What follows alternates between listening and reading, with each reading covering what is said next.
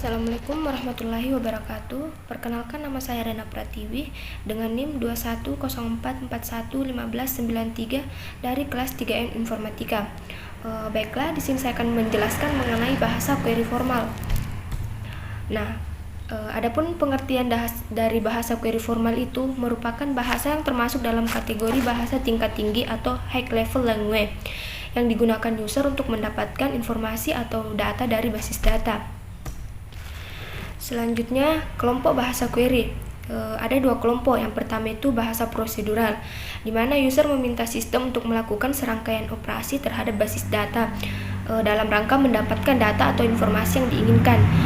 Yang kedua itu bahasa non-prosedural, di mana user menunjukkan data atau informasi yang diinginkan tanpa menyatakan suatu cara atau prosedur tertentu untuk memperoleh data atau informasi tersebut. Dasar terbentuk bahasa query yaitu aljabar relasional, merupakan salah satu bahasa manipulasi database relasional.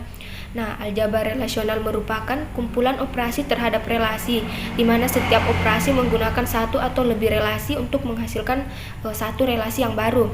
Nah, aljabar relasional itu termasuk dalam kategori bahasa prosedural yang menyediakan seperangkat operasi untuk memanipulasi data. Selanjutnya ada bahasa non-prosedural, di mana kalkulus relasional merupakan bahasa manipulasi teoritis yang non-prosedural. Nah, kalkulus relasional dilandasi dengan teori predikat kalkulus yang menggunakan fungsi sebagai suatu ekspresi logik. Nah, predikat adalah suatu fungsi yang dapat mengambil nilai benar atau salah tergantung dari substitusi nilai argumen dari fungsi tersebut. Jadi, bila semua argumen dari sebuah fungsi disubstitusi dengan suatu nilai, maka fungsi tersebut menjadi suatu ekspresi yang disebut dengan proposisi, yaitu suatu ekspresi yang hanya bernilai.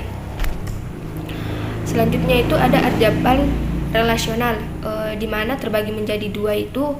Yang pertama operator relasional, yang kedua aljabar relasional. Nah, operator relasional ini terbagi menjadi 4 kelompok lagi.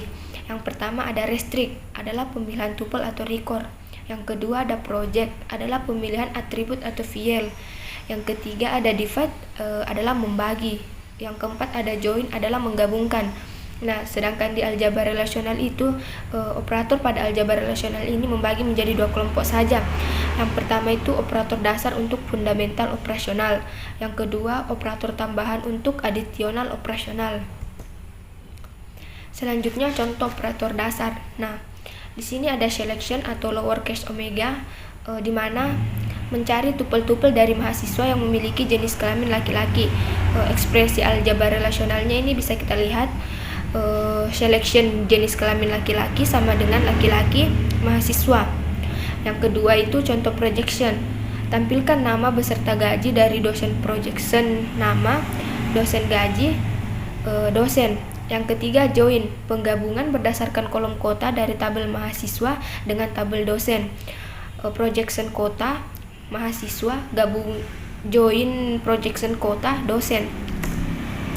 Nah, selanjutnya operator tambahan, di mana operator tambahan ini terbagi menjadi 4. Yang pertama itu set interaction. Operasi ini digunakan untuk menghasilkan irisan 2 tabel dengan syarat kedua tabel memiliki atribut yang sama. Domain atribut kedua tabel tersebut sama. Yang kedua itu ada theta join, di mana operasi yang menggabungkan operasi Cartesian produk dengan operasi selection dengan suatu kriteria. Yang ketiga natural join, di mana operasi ini menggabungkan operasi selection dan Cartesian produk dengan suatu kriteria pada kolom yang sama.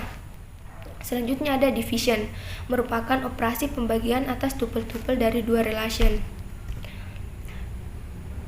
Adapun contoh division, di sini ada 2 relasi, yang pertama itu SNO dan PNO. Di sini SNO berisi S1, S1, S1, S1, S2 dan S2. Sedangkan PNO itu berisi P1, P2, P3, P4, P1 dan P2. Nah, yang kedua di sini ada PNO, P2.